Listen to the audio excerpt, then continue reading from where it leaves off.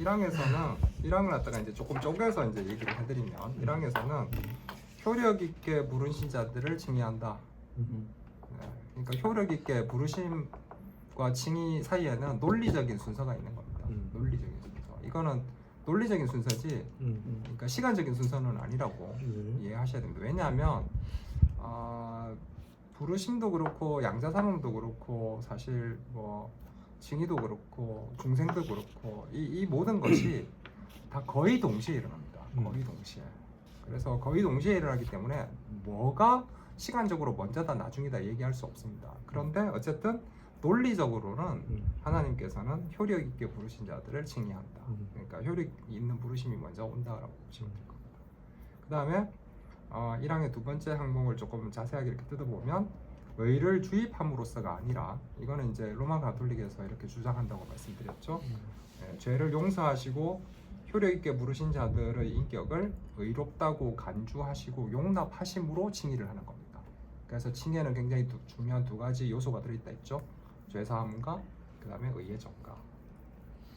그 다음에 세 번째는 칭의를 할 때 효력 있게 부르신 자들 안에서 일어나는 어떤 것, 그러니까 그 사람들 안에서 뭔가 선한 것이 일어나, 또는 그 사람들이 어떤 행위, 어떤 선한 행위를 한다든지 어떤 칭의를 하기에 합당한 어떤 행위를 했다고 해서 그런 것에 의해서 칭의되는 것이 아니다. 오직 그리스도 때문에 칭의가 된다. 그러니까 칭의의 근거는 오직 그리스도에게 있는 것이지, 칭의의 근거를 우리에게서 찾으면 안 된다는 겁니다. 이거는. 그 다음에 네 번째는 믿음 자체도 칭의의 근거가 아니다. 그 다음에 복음적인 순종, 그러니까 믿음을 따라서 행하는 그 순종의 행위도 칭의의 근거가 아니다. 칭의의 근거는 오로지 그리스도의 순종과 속죄를 전가함으로써 그 전가된 것을 근거로 해서 칭의를 하는 겁니다.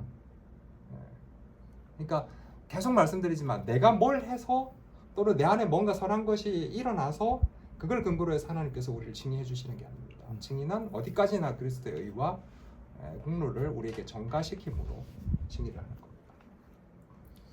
효력 있게 불러 칭의한 자들은 믿음으로 그리스도와 그의 의를 의지한다. 그러니까 믿음을 우리가 선물로 받았어요. 믿음을 선물로 받으면 그 믿음이 그리스도의 의와 그 다음에 그리스도를 붙잡게 만들어요. 그러니까 믿음을 통해서 우리가 그리스도와 그리스도의 의를 붙잡고 의지하게 되거든요. 칭의는 그리스도의 의와 그 다음에 그 속죄의 공로를 우리에게 전가시킴으로써 일어나는 겁니다. 그러니까 중생, 효력 있는 부르심, 칭의에 있어서 우리는 완전히 수동적입니다. 우리가 할 수 있는 것은 아무것도 없습니다.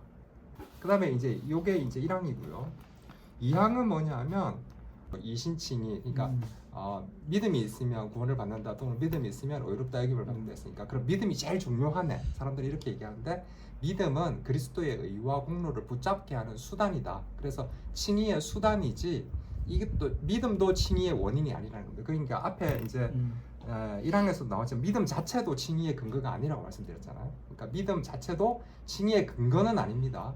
믿음을 통해서 그리스도의 의와 공로가 전가되고 우리가 그것을 붙잡을 수 있기 때문에 이게 칭의의 수단이 되는 것이지 믿음도 칭의의 근거는 아닙니다. 믿음 자체도 그 다음에 그 믿음으로 말미암아서 나에게서 나오는 행위도 칭의의 근거가 아닙니다. 칭의는 믿음이 수단이 되어서 믿음으로 그리스도의 의와 공로를 붙잡을 때 그 그리스도의 의와 공로를 근거로 우리에게 하나님께서 믿음을 주셔서 우리가 믿음이 생기는 거죠. 그렇죠. 그 믿음을 안 주셨는데 내 안에서 뭔가 믿음의 어떤 행위가 나온다? 그게 이거는 아니고, 하나님한테 카운트되는 믿음이 아닌 거죠. 사실은 이제 내가 믿는 것도 하나님이 믿음 주셨기 때문에 믿는 거죠. 그래서 이제 목사님들이 뭐라고 얘기하냐면 이렇게 얘기하는 거죠. 믿는 것이 아니고 믿어지는 것이다. 믿어지는 거다. 네, 믿음도 수동태라는 거죠. 믿어지는 거죠. 내가 믿은 게 아니고 내가 믿은 게 믿어진다. 네, 믿어지는 거죠. 믿어졌기 때문에 거기서 믿음의 행위가 나오는 거죠. 근데 우리는 이제 내가 행위를 했기 때문에 내가 믿은 것처럼 생각하니. 그 다음에 2항에 이제 뒷부분에 뭐가 나오냐면 이제 믿음과 동반되는 은혜에 대해서 나옵니다. 그러면 믿음을 선물로 주는데 그럼 선물로 준 믿음 그럼 내가 그 믿음만 있으면 되는 거야? 이제 이렇게 생각한다는 거죠. 그럼 나는 진짜 아무것도 할 게 없어? 이제 이렇게 생각하는 거죠. 그러니까 구원을 우리가 칭의 의롭다 여김을 받고 하나님 앞에 사실은 죄 사함을 받고 그 다음에 구원을 받는 데 있어서는 우리가 할 게 아무것도 없습니다. 그런데 믿음이 우리에게 주어지면서 그 믿음과 동반되는 은혜들이 같이 따라 들어오는데 그 은혜들은 우리가 이제 사용을 해줘야 된다는 거죠. 은혜는 주입되는 거거든요. 은혜는 주입이 된다고. 은혜, 그러니까 가톨릭에서는 의가 주입된다 했는데 이제 우리 개혁 신학 쪽에서는 뭐라고 얘기하냐면 은혜가 주입된다. 은혜는 우리에게 주어지는 거거든요. 그러니까 은혜는 우리가 쓸 수 있어요. 네, 그러니까 그것을 사용하는 책임은 우리에게 주어져 있다는 거죠. 그래서 그 은혜를 가지고 우리가 이제 믿음을 갖다가 증가시키고 강화시켜야 될 필요가 있다는 겁니다. 그러니까 믿음이 이제 선물로 주어졌으니까 그럼 나는 아무것도 안 해도 되네? 그러니까 그게 로마서에서 이제 나와 있는, 그러니까 죄에 그럼 계속해서 거해도 돼? 라는 이제 질문. 왜 아무것도 안 한다는 건 죄에 계속 거하겠다는 거랑 똑같은 말이거든요. 그러니까 그렇게 하는 것이 아니고 믿음과 함께 은혜가 주어졌으니 그 은혜의 외적 수단들을 사용해서 믿음을 갖다가 증가시키고 강화시켜야 될 필요는 있어 라고 이제 얘기를 하는 겁니다. 그 다음에 이제 사망이 뭐냐 하면, 사망이 칭의가 어떻게 값없는 은혜의 행위인지를 설명합니다. 대교리 문답 71문답에 보면 이제 칭의는 어떻게 해서 우리에게 칭의가 값없는 은혜의 행위가 됩니까? 라는 이렇게 질문이 있는데, 이 말이 무슨 말이냐면, 그러면 칭의가 값없는 은혜의 행위라니까 그럼 진짜로 값이 없는 줄 알아요, 사람들은. 값이 없는 줄 알거든요. 근데 이제 사망에서 얘기하는 건 뭐냐면, 그리스도의 순종과 피라는 아주 무지막지한 값이 치러졌다는 것을 이야기하는 겁니다. 그래서 하나님의 공의가 그것으로부터 만족되었다 라는 것을 이야기하는 겁니다. 그래서 사망의 첫 번째는 뭐냐면, 그리스도의 순종과 죽음으로 칭의된 자들의 죄를 완전하게 이제 해결했다. 이거 이제 사망은 보시면 1항하고 2항은, 1항 같은 경우는 이제 그 문장이 현재형으로 돼 있거든요. 칭의는 하나님의 은혜의 뭐 행위입니다. 이렇게 이제 돼 있는데, 사망은 전부 과거형이에요. 그리스도가 그의 순종과 죽음으로 우리의 죄값을 해결하셨어요. 해결하고 있는 것도 아니고 해결하실 것도 아니고 이미 해결하신 거예요, 과거에. 그리고 그리스도께서 칭의된 자들을 대신해서 아버지의 공의를 적절하고 그 다음에 실제적이고 그 다음에 완전하게 만족시키셨습니다. 그러니까 하나님은 공의의 하나님이시고 그 다음에 자비의 하나님이시고, 하나님께서는 공의의 하나님이시기 때문에 의롭지 않은 자를 의롭다고 하실 수가 없는 거예요. 공의로우신 분이기 때문에. 그러니까 의로운 자만 의롭다고 여겨주실 수가 있는 거, 받아주실 수가 있는 거거든요. 그러니까 하나님께서 칭의를 하실 때는 반드시 그가 의로운 존재가 되어야 되는 거예요. 근데 우리에게서는 의로운 것이 나올 수가 없잖아요. 그러니까 그 우리가 로마서에서 나왔지만 율법이라는 게 악한 게 아니다. 율법은 선한 거다. 그러니까 율법은 이제 우리에게 주어진 건 사실은 율법으로 말미암아 우리의 죄를 알으라고 이제 주신 거지만, 어쨌든 하나님께서 요구하시는 그 의는 율법의 완전한 의거든요. 하나님께서 요구하시는 의는 율법의 완전한 의예요. 근데 우리가 죄인으로서 그 율법을 완전하게 지킬 수가 없잖아. 그러니까 우리는 전혀 의인이 될 수가 없는 것이죠. 그렇기 때문에 예수 그리스도라는 이위격의 하나님께서 오셔가지고 죄 없으신 하나님께서 오셔서 하나님의 율법을 다 순종하심, 이게 이제 능동적 순종이라고 그랬죠. 순종하심. 그 다음에 십자가에서 죽으심. 네, 그게 이제 순종. 그래서 전생의 순종을 거쳐서 하나님 앞에 의를 성취하시고, 그 성취하신 이유는 예수 그리스도가 그 안에 의가 없기 때문이 아니라고 얘기했죠. 그게 우리를 위해서, 택한 자들을 위해서, 자기 백성을 위해서 그 의를 성취하시고 그 의를 우리에게 전가시켜 주심으로 하나님 보시기에 의로운 행위를 한 의인으로 간주되는 겁니다. 우리는 여전히 죄인이지만, 그래서 간주되기 때문에 그를 의롭다고 칭해 주시는 겁니다. 하나님은 공의의 하나님이기 때문에, 다시 얘기하지만 공의의 하나님이시기 때문에 의롭지 않은 자를 의롭다고 하실 수가 없어요. 그런데 우리가 의롭다고 하나님 앞에서 여겨질 수 있는 것은 그리스도의 의가 우리를 덮어버렸기 때문입니다. 그래서 그 의로 우리는 하나님 앞에서 의롭다고 여겨지는 겁니다. 그래서 우리가 칭의라는 것을 값 없이 하나님으로부터 받았지만 사실은 그 값 없이의 뒷면에는 무지막지한 값을 치러 주신 그리스도가 있다라는 것을 이제 3항에서 이야기하는 겁니다.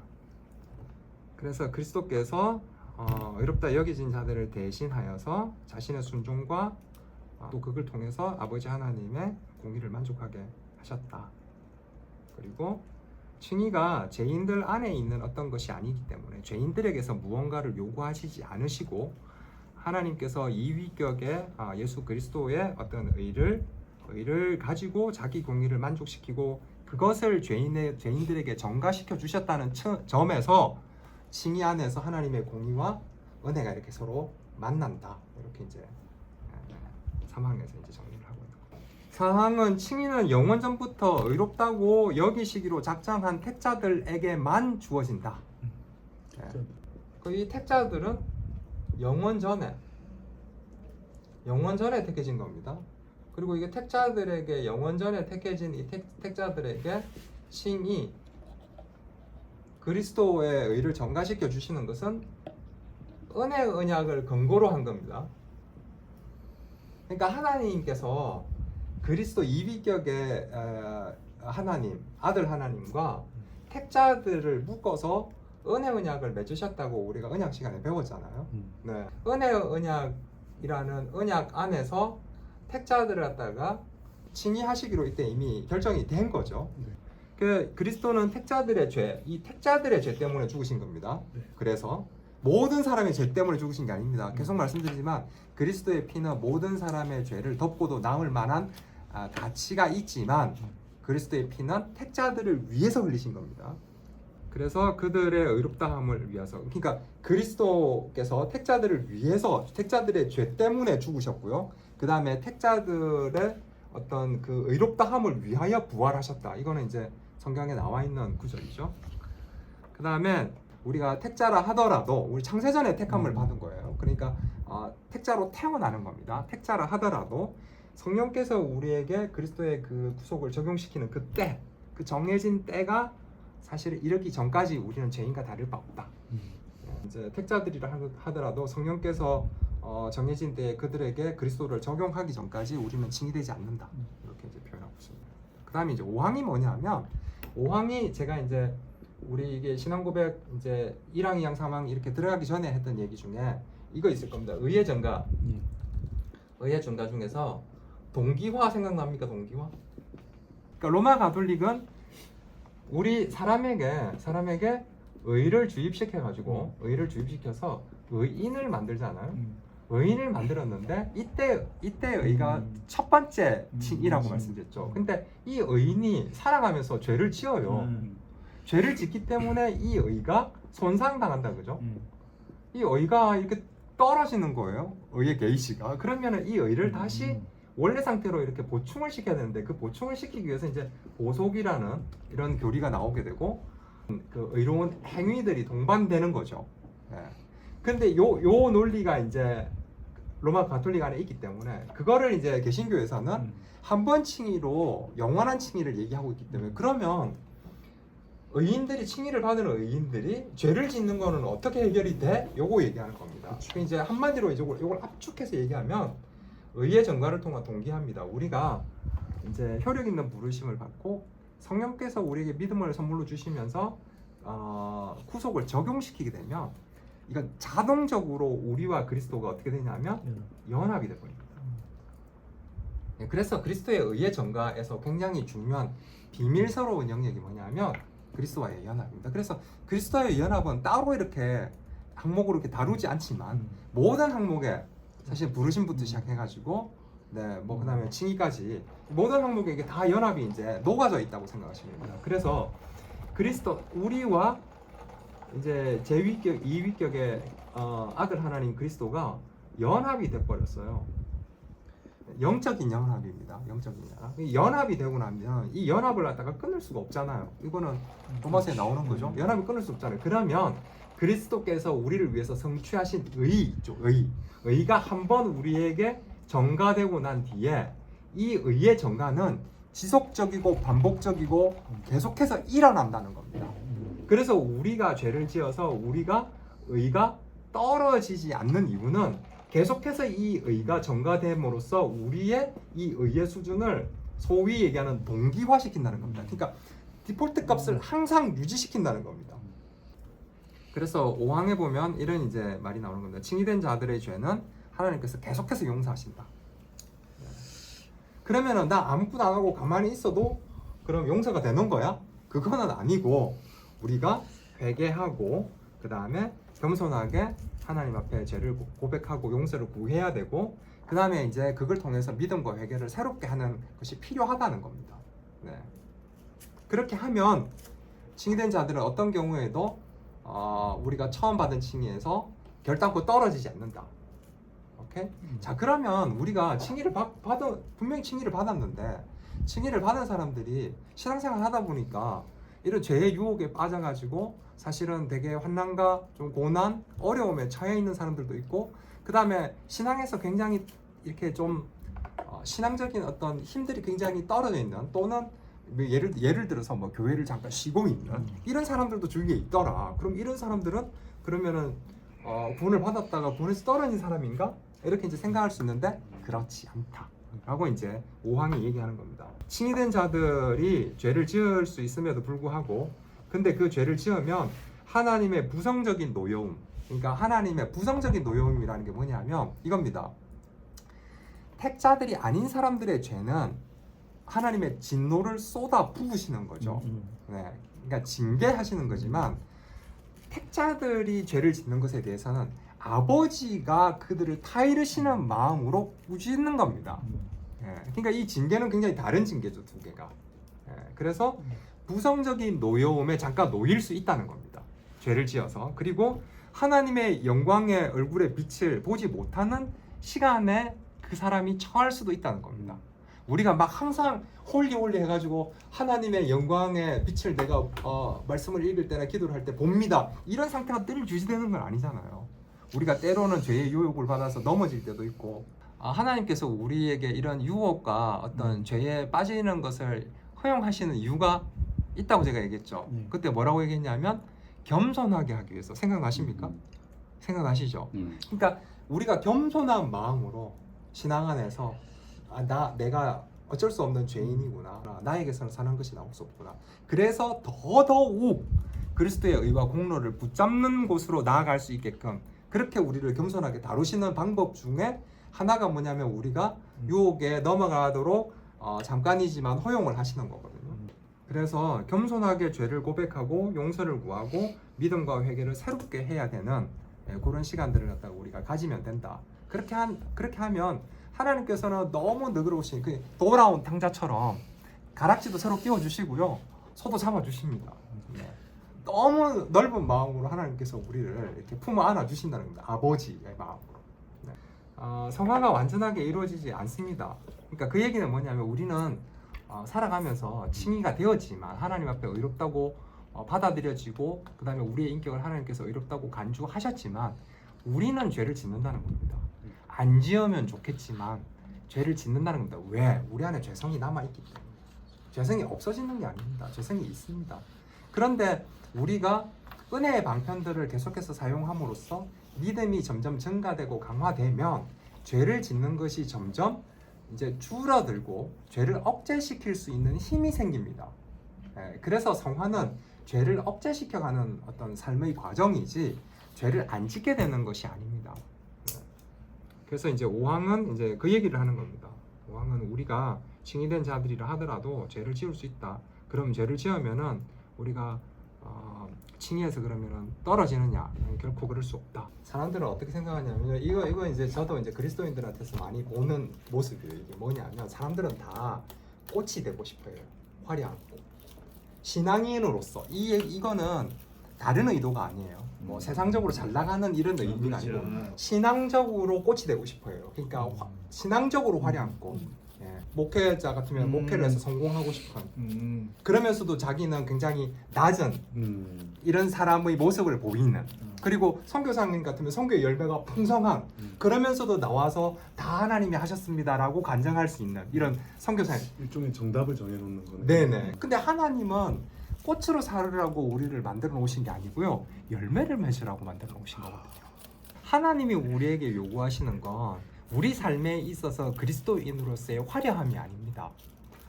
하나님이 우리에게 요구하시는 건 정말 제가 여러 번 말씀드렸죠. 하나님이 우리에게 요구하시는 순종은 정말 간단해요. 진짜 심플하거든요.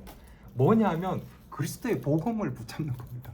우리에게 하나님이 요구하시는 순종은 뭐냐면 그리스도의 복음을 붙잡는 겁니다. 그리스도의 복음을 붙잡는다는 말이 도대체 무슨 말이냐? 오직 그리스도의 의와 공로만 우리를 구원할 수 있다는 사실을 내가 받아들이고 그걸 붙잡고 가라는 겁니다. 그걸 받아들이고 그걸 붙잡은 상태에서는 조금 과하게 약간 내가 하이퍼 칼비니즘처럼 얘기를 하자면 네 마음대로 살아도 됩니다. 네. 그거는 뭐 그것만 붙잡고 있으면 네 마음대로 살아도 돼. 그런데 그걸 붙잡고 있는 사람들은 네 마음대로 못 삽니다. 자기를 부단히 하나님 앞에 자꾸 쳐서 복종시킵니다. 그래서 자기를 부인하는 삶이 나오게 되는 겁니다. 네. 예수님 재림하실 때 영화. 예, 영화의 순간이 되면 우리는 죄를 짓고 싶어도 못 짓는 상태가 됩니다. 그거 우리 소망하면서 사는 겁니다. 그러니까 그렇게 소망하시면서 살면 됩니다. 그런데 이 땅에서는 안 됩니다. 그러니까 안 되는 상황을 우리가 받아내고 그래서 빨리 죽고 싶어요. 아, 네. 저도 바울이 그래서 빨리 죽고 싶다 빨리 죽고 했습니다. 싶어. 바울 다 빼셨네. 자, 마지막 6항은 이렇습니다. 그러면 예수님이 오셔서 전생애를 통해서 순종하시기 전에 구약의 성도들은 그러면 어떻게 된 거야? 그 사람들도 징의를 받았어? 받았지 라고 얘기하는 겁니다. 네. 그래서 구약 아래 신자들의 징의와 신약 아래 신자들의 징의는 하나이고 같다. 영어 원문에는 one and same이라고 되어 있습니다. 하나이고 똑같다 이렇게 되어 있습니다. one and same. 그래서 구약의 성도들도 그래서 우리가 히브리서 11장에 보면 구약의 믿음의 선진들이 믿음으로가 나오는 겁니다. 그럼 엄밀히 애도금 말하면 믿음. 구약은 율법의 시대고 신약은 은혜의 시대다. 그러니까 이렇게 그거를 이분법적으로 그렇게 얘기하는 건 잘못된 거죠. 잘못된 거죠. 예, 잘못된 거죠. 그러니까 예수님이 한 2000여 년 전에 이제 와서 십자가에 달리시고 우리의 죄를 대속하셨지만 그거는 눈으로 보기에 그리고 역사적으로 일어난 일이고 구약 시대는 여러 가지 예표를 통해서 오실 메시아의 모습을 우리가 예를 들어서 우리 죄를 안수해가지고 제사장이 안수해서 소잡고 양잡고 했잖아요. 각도서 태우고 그게 예수님을 예표하는 거잖아요. 예수님이 그렇게 돌아가신 거잖아요. 우리의 죄를 안수하셔서. 그러니까 우리가 삼중전가에 대해서 얘기했죠. 아담의 죄책이 우리에게 전가되고 우리의 죄가 그리스도에게 전가되고 그래서 십자가에서 우리의 죄를 지고 돌아가신 거죠. 그러고 난 뒤에 예수 그리스도의 의가 우리에게 전가되고 이게 삼중전가거든요. 네. 그러니까 똑같아요. 그게 이제 구약 시대의 율법적 제사의 그림 안에서 나왔다는 거죠. 그러니까 그 그림으로 표현된 것, 그림 언어를 보면서 구약의 택자들도 오실 메시아를 믿음으로 고대하고 소망했다는 거죠. 그 믿음으로 칭의를 받고 그들도 똑같은 방식으로 구원을 받았다는 거죠.